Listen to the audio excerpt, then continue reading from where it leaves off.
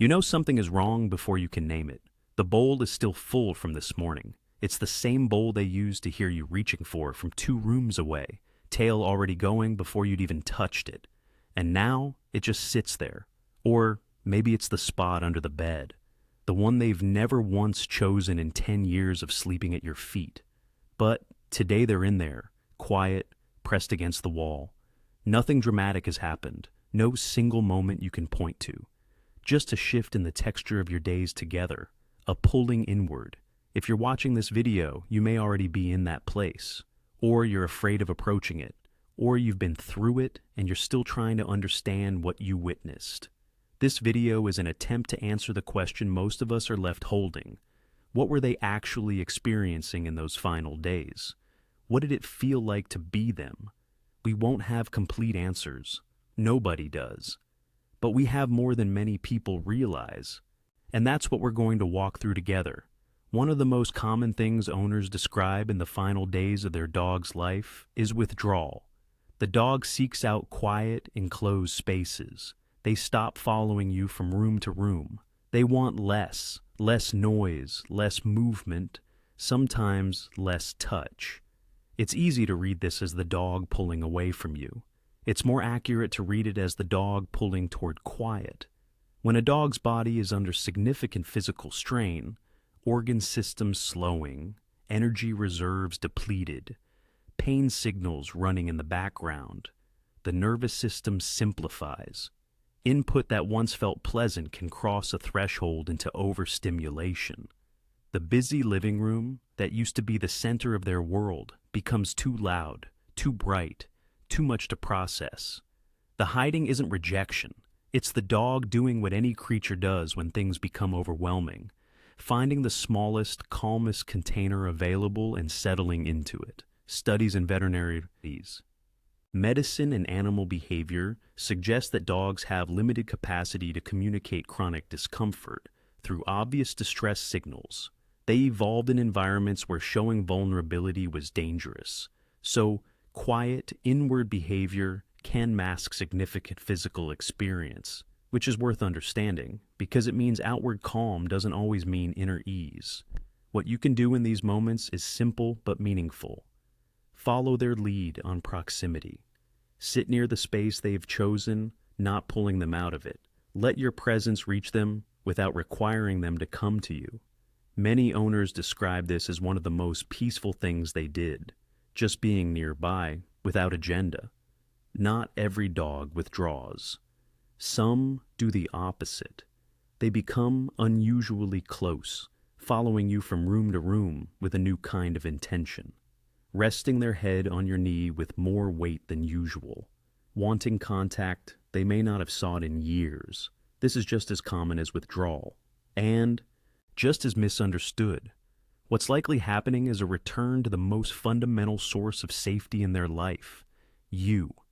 When the world becomes uncertain, the nervous system reaches for what it knows. And for a domesticated dog, that anchor has always been their person.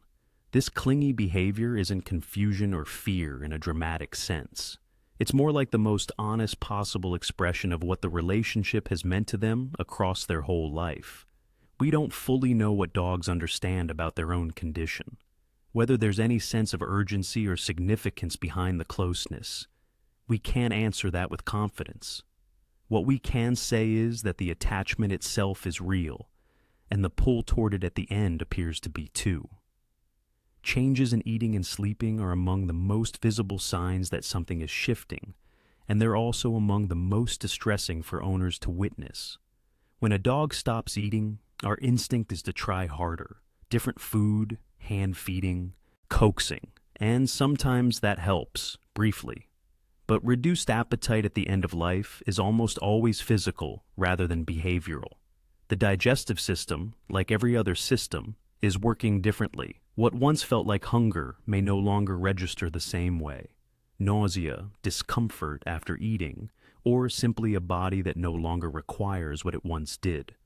All of these can play a role. This doesn't mean you stop offering. Gentle offers of favorite foods, water presented in different ways, small amounts rather than full meals. These remain acts of care, but releasing the expectation that eating means they're okay and not eating means they've given up is an important shift. Their relationship with food has changed because their body has changed. It isn't a decision. Sleep changes dramatically too.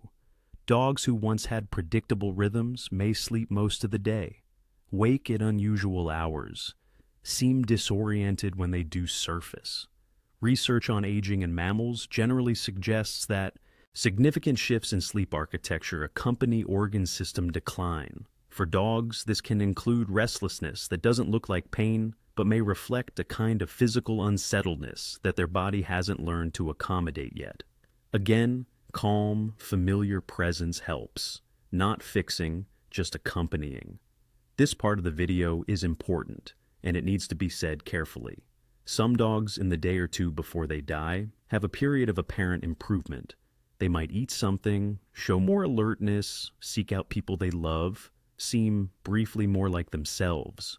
This happens. Veterinarians observe it regularly enough that it's worth naming, and it is not a sign that they're recovering. We don't fully understand the mechanism behind it.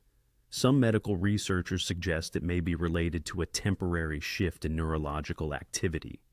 Others observe it as a pattern without having a confident explanation for it. What matters most for owners to know is this: if this happens for your dog, it's a gift. Be in it with them. Let it be what it is, a moment of connection, a last afternoon of something real between you. Don't make yourself regret it later by spending it trying to figure out what it means medically.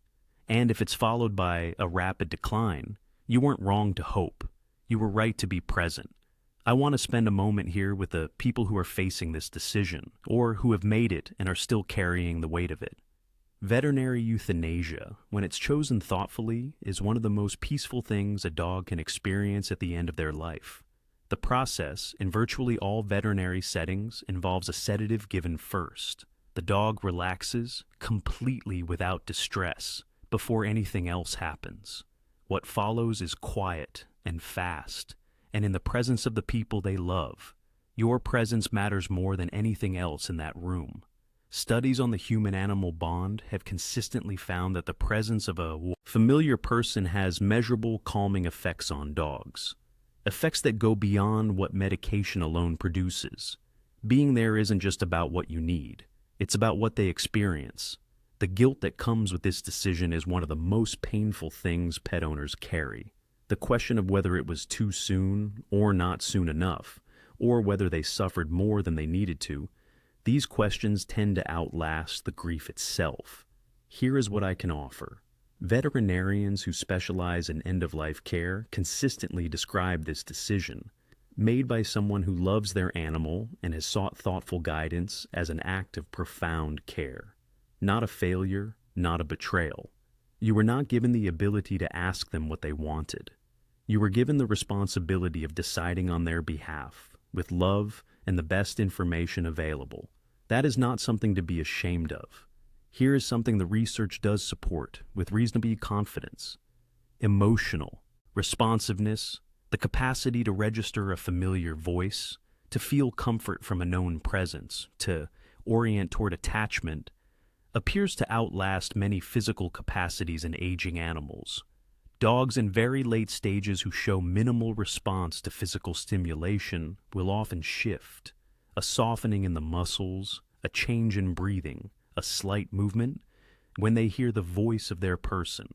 This has been observed widely enough in veterinary palliative care settings that practitioners consider it clinically meaningful. We don't know precisely what they're experiencing. We can't say with confidence that they feel love in the way we mean it. But we can say that whatever bond has been built across years of shared life, it's still registering. Something of you is still reaching them. Your presence, even in silence, is not neutral to them. It is, as close as we can tell, the most important thing in the room. There's a form of grief that doesn't get talked about enough. It begins before the loss. Anticipatory grief is the weight of watching someone you love move toward an ending. It's the way you find yourself memorizing things, the way they smell, the particular weight of them against you when they sleep, the specific sound of their nails on the floor. You're grieving and they're still here. And that confusion, loving and losing simultaneously, is genuinely one of the harder emotional experiences a person can have. It's also sometimes dismissed by other people, sometimes by ourselves. Pet loss grief is frequently described by therapists who specialize in it as disenfranchised grief, grief that the culture around us doesn't fully validate. You may have experienced people saying things like, "It's just a dog," or "At least they had a good life." Well-meaning phrases that accidentally communicate that your loss doesn't quite count. It counts. The relationship you had with your dog was a real relationship. It involved real love, real daily intimacy, real companionship across years of your life. The grief for that relationship is proportionate. It deserves to be treated as real. Some things that help without overpromising what help means. Talking to people who have been through it. Online communities for pet loss exist specifically because many people find that only other pet owners understand the specific texture of this grief. And they're not wrong. Giving yourself permission to grieve on your timeline rather than anyone else's. There's no standard for when the acute weight should lift. For some people, it's months. For others, it takes much longer. Neither is wrong. And if the grief becomes something that significantly interferes with your ability to function over an extended period, please consider speaking with a therapist.